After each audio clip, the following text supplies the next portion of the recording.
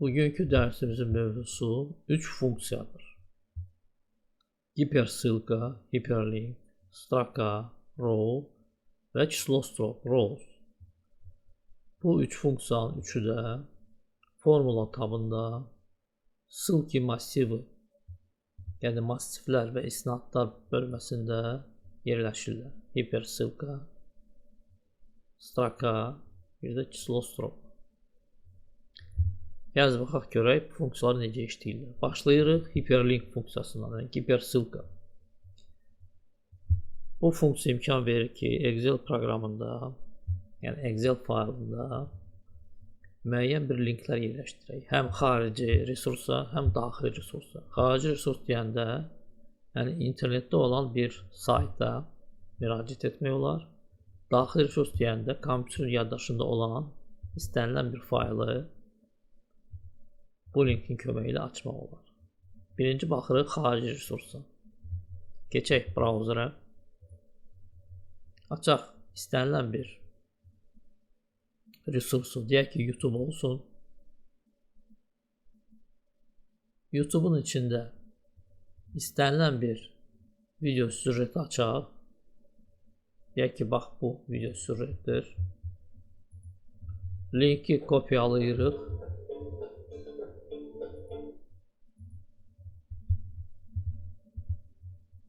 Browser, gəl qoy qalsın browser. Belə eləyək və yerləşdiririk. Excel faylında. Əvvəlcə çağırırıq hipersılka funksiyasını. Adres qrafasında, yəni ünvan xanasında həmin linki yerləşdiririk və xanaya ad verə bilərik. Deyək ki, yazaq YouTube.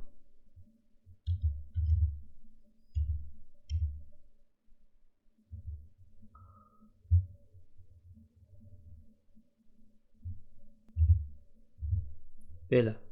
OK düyməsini basırıq və həmin link burada yerləşir. Basırıq üstündən.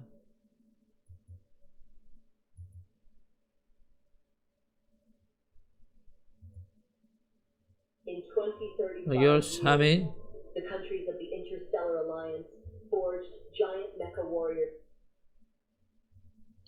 həmin resurs açılır.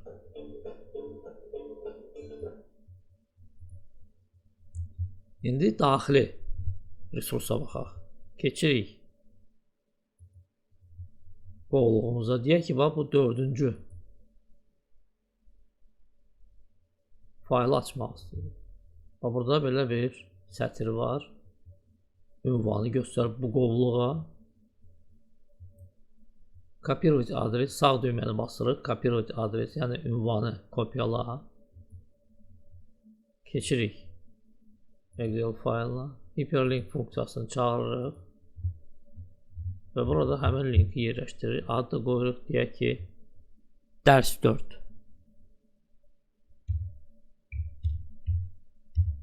Məsəl üçün belə. OK. Basırıq üstünə. Həmin qovluğumuz açılır və buradan həmin səhəni seçə bilərik.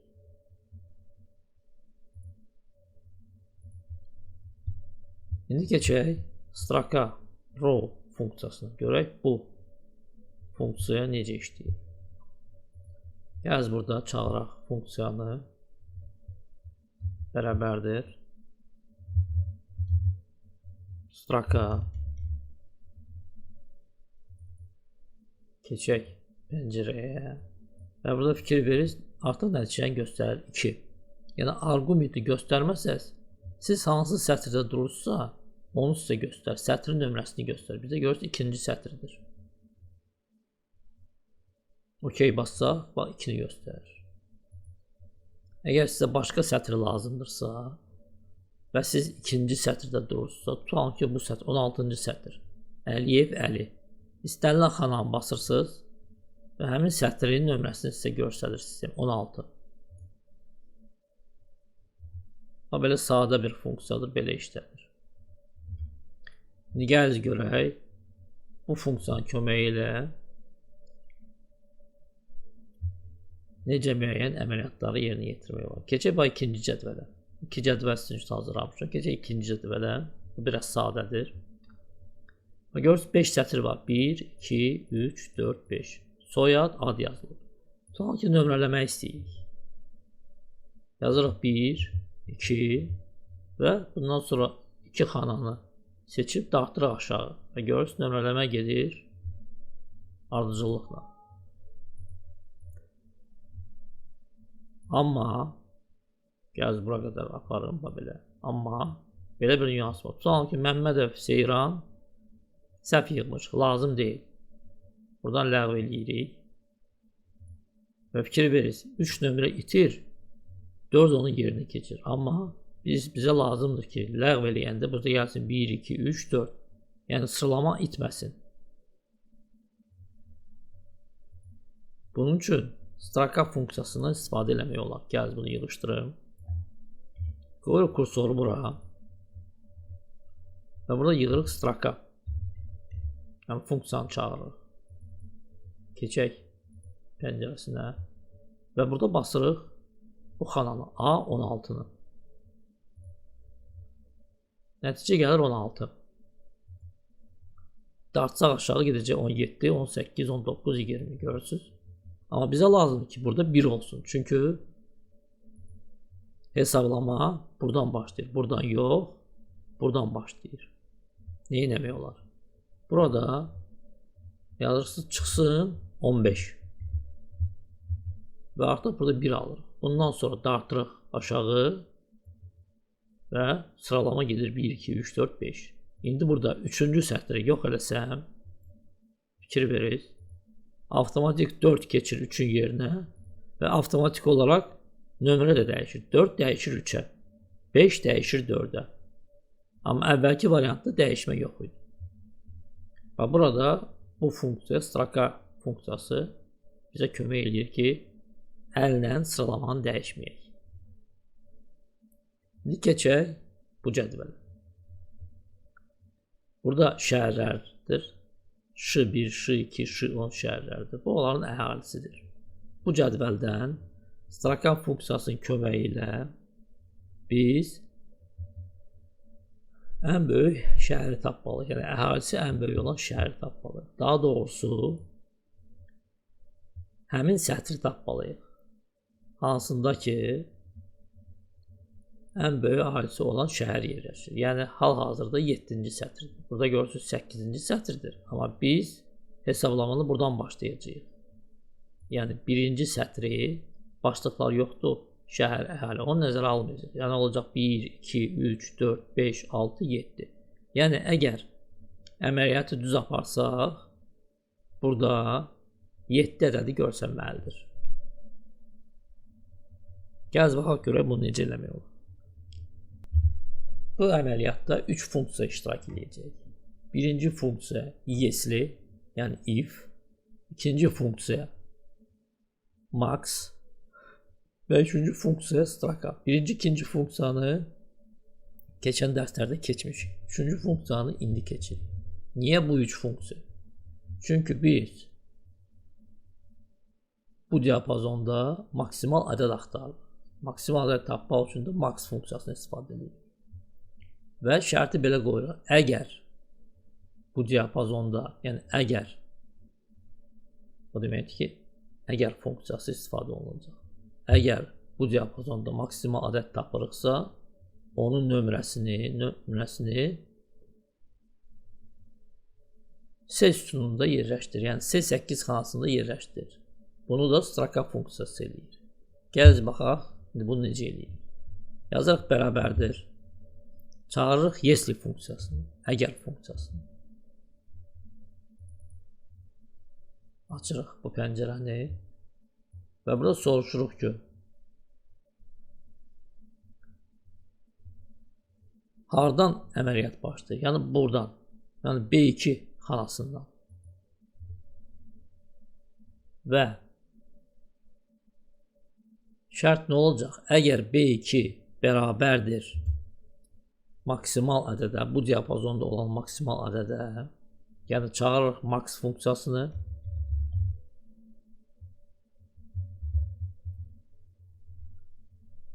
diapazonu seçirik. Belə B2, B11 bu diapazonu seçdik.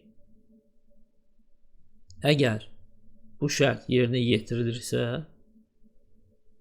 onda keçirik bura. Bu o deməkdir ki, şərt yerinə yetirilirsə, bu əməliyyat yerinə yetiriləcək. Əgər yerinə yetirilmirsə, bu əməliyyat yerinə yetiriləcək. Bu qrafada olan. Əgər şərt yerinə yetirilirsə, onda burada həmin tapdığımız şəhərin yerləşdiyi sətrin nömrəsi görsənməlidir. Yəni straka B2 çıxılsın 1. İndi birazdan başa salacağım niyə 1 çıxılmalıdır. Əks halda əgər şərt yerinə yetirilmirsə, 2 dənə dırnaq qoyuruq və burada boş yer qoyuruq. Sadəcə olaraq burada boş yerlərdir bütün yerdə. Sizə aydın olmaq üçün gəl bura bir dənə söz yazaq. Deyək ki, şəhər sözünü.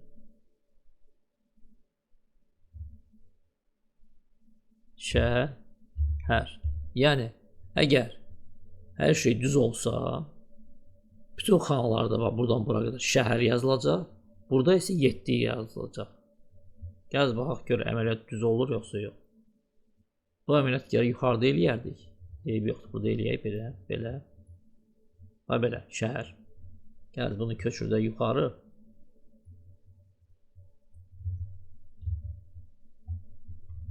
Ki, yuxarıdan aşağı dartmaq olsun. Daha rahat olsun əməliyyat. Gəl bunu silək, belə. Bir də baxırıq. Əgər B2 maksimum ədədi tapırsa, bu diapazonda B2, B11-də, onda bu əməliyyat yerinə yetirilir. Əgər yox, onda bu əməliyyat. Gəl dartaq aşağı görə nə alınır bizdə. Fikir veririz. Demək olar ki, düzdür. Yəni 7-ni aldıq, amma burada görürüz 10 görsənir. Burada da şəhər yazılmalıdır. Niyə görə? Bu əməliyyat səhvdir. Keçən dərslərdə bu haqda sizə danışmışdım. Var nisbi istinad və var mütləq istinad. Biz burada indi bütün yerdə nisbi istinaddan istifadə edirik. Ona görə fikir verirsiniz. Birinci sətir həmişə düz olur. Görürsünüz, B2 müqayisə olunur B2, B11 diapazonu ilə. Keçək 3-cü sətrə. Görürsünüz, B3 artıq B3, B12 ilə müqayisə olunur. Burada isə B4, B13, burada isə B5, B14. Yəni sürüşmə gedir. Bizdə həmişə bu massiv olmalıdır müqayisə üçün. Yəni B2, B11. Ona görə birinci sətirdə bu massivi qaraldırıq və klaviaturdan F4 düyməsini basırıq ki, burada dollar işarəsi görsənsin. İndi Enter düyməsini basırıq, dartırıq aşağı və görürsünüz 10 rəqəmi gedir, şəhər sözü gəlir. Yəni hər şey düzdür. İndi başa salıram, niyə burada 1 yazdı? Gəl bu biri buradan yığışdırım. Görürüz nə alınacaq. Bir dəqiqə. Keçək bura yuxarı. Həmişə başdan eləyirik əməliyyatı. Buradan yığışdırırıq. Və yenə də dartırıq aşağı. Fikir verir 8 yazır. Çünki 8 bu funksiya straka B2 8 işarəsini verir. Gəl burada ayrıca eləyək. Amma funksiyanı bir də çağırım.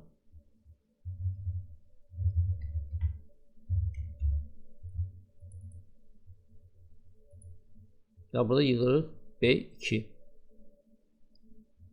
Buranın. Görürsünüz 8 verir. Amma bizə lazımdır 7-ci sətir.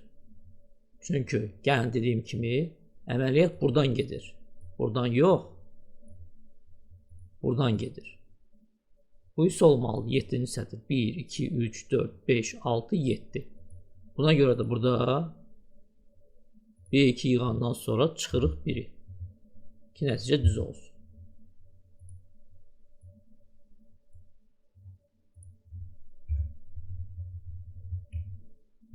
Belə. İndi keçək axırıncı funksiyamıza, çislo stroke rows. 2 dənə belə cədvəl hazırlamışam. Bir-birinə oxşardır. Fərq yalnız ondadır ki, burada 1-dir, burada isə 0,01-dir.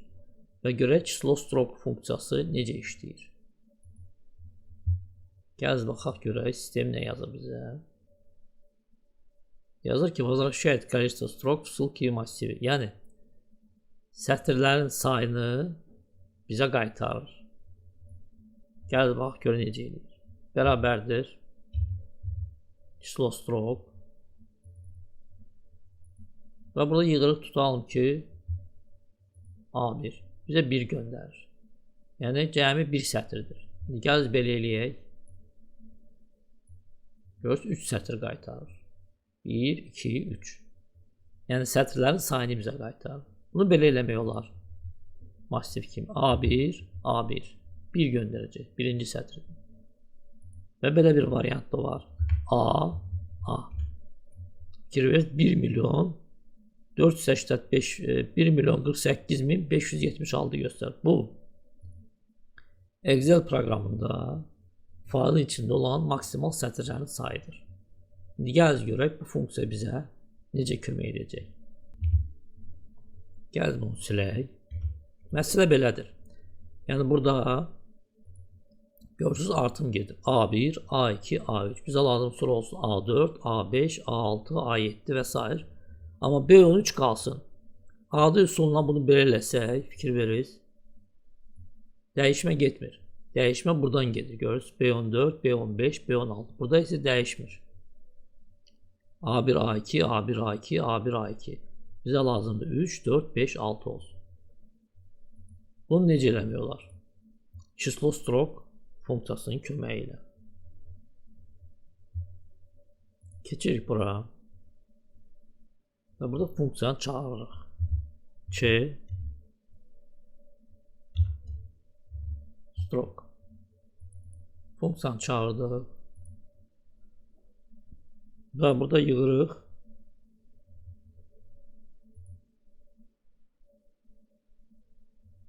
C1 C1 OK düyməsini bastım. İndi yoxlayırıq görək. Artım gedir yoxsa yox. Görürsünüz artım getmir. Yenə də söhbət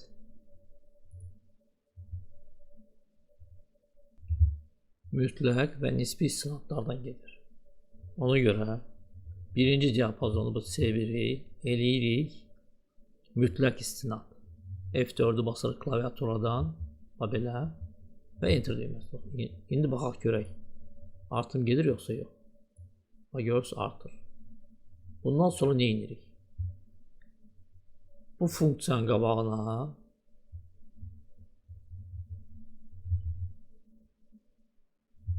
dırnaq işarəsini yerləşdiririk və onun içində yığırıq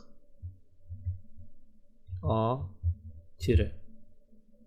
Bundan sonra ya split funksiyasını istifadə eləmək olar. Keçən dərslərdə bunu keçmişdik. Yaxud da klaviaturadan ampersand işarəsini yığırırsınız.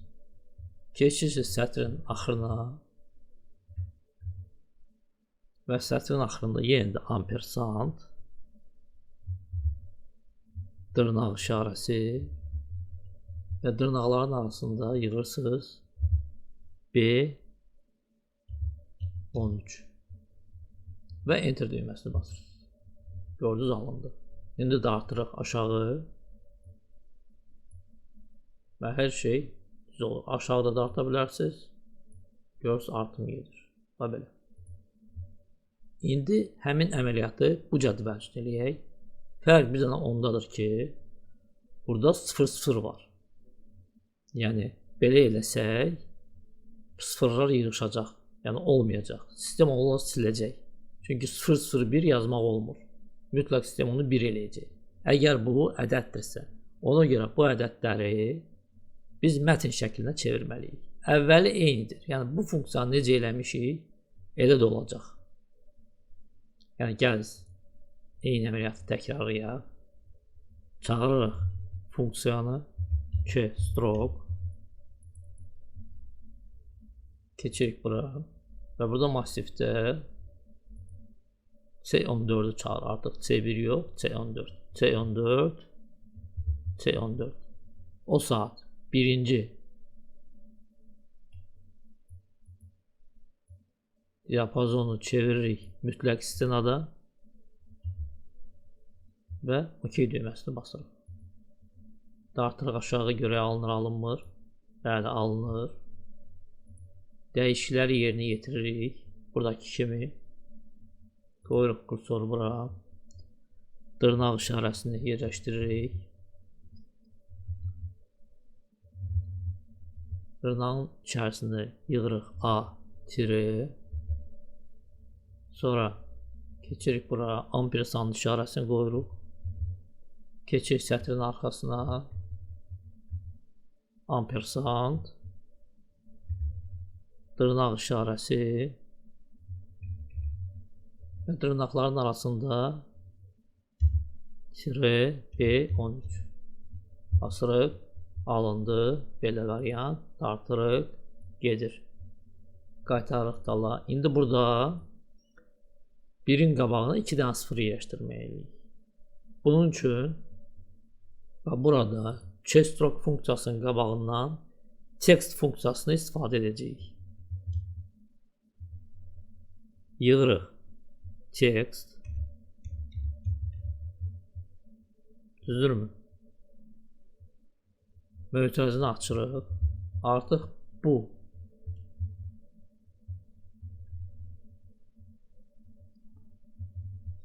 funksiya, text funksiyasının birinci arqumenti olur.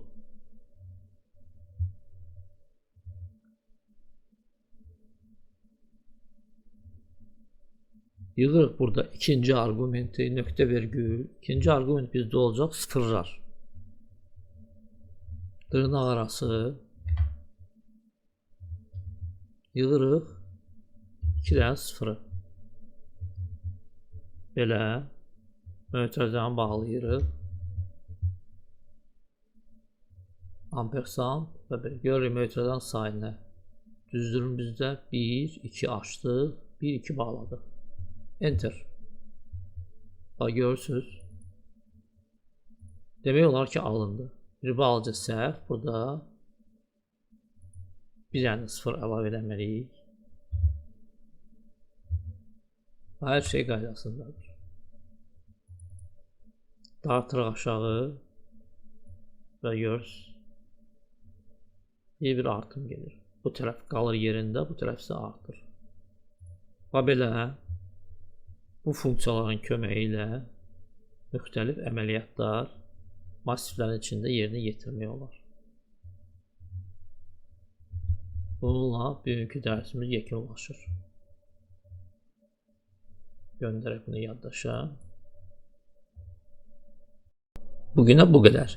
Təşəkkürlər.